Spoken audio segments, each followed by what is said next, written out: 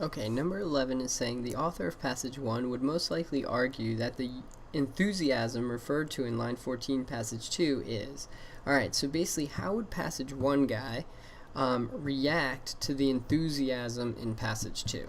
So let's look at what the enthusiasm thing is all about. So let's go to line 14 in passage 2. It says, although Thoreau in Walden was sometimes ambivalent means like to have mixed feelings on something, was sometimes ambivalent about the mechanization that he saw around him.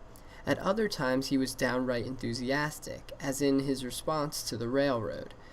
So that's basically saying that Thoreau had mixed feelings on mechanization, but sometimes he was actually excited about it, right?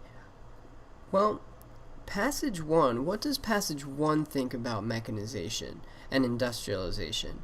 Well, on line number 7, it says,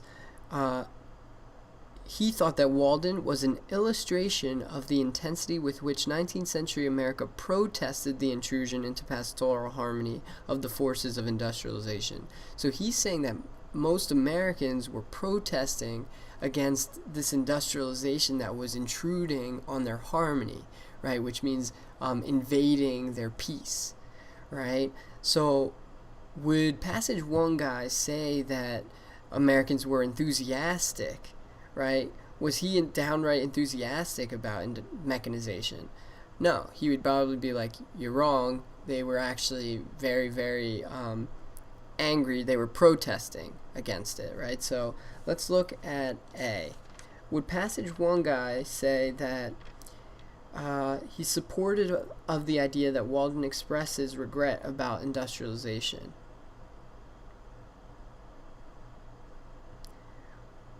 Would passage 1 likely argue that the enthusiasm is supportive of the idea that Walden expresses regret? No, because the enthusiasm is saying that like people are excited about industrialization, not that they regretted it. So I don't like A. Now B, a response that would have resonated with 19th century Americans. No, because remember, the enthusiasm is saying that they were happy about it, whereas passage 1 is saying that most 19th century Americans were protesting against it. So this enthusiasm is not a response that would have resonated with 19th century Americans. Now, is the enthusiasm a characteristic of Thoreau's that is often emphasized by teachers?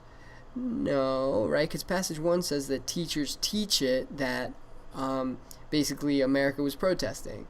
Right, so teachers believe that Americans didn't really like industrialization, so it's not characteristic of Thoreau's that is often emphasized by teachers.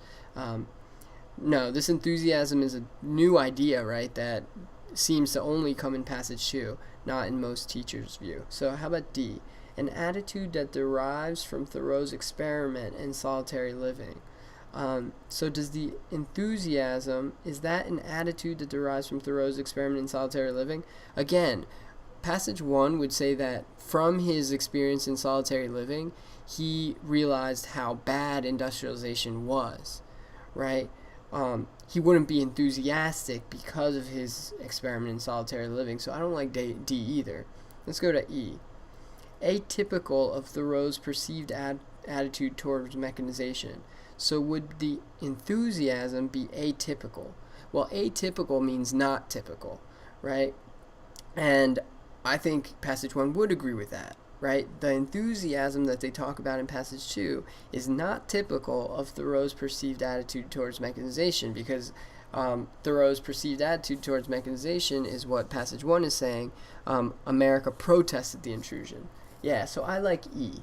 Right? The enthusiasm is like basically the opposite of what passage 1 guy actually believes. So that's good. I would select E.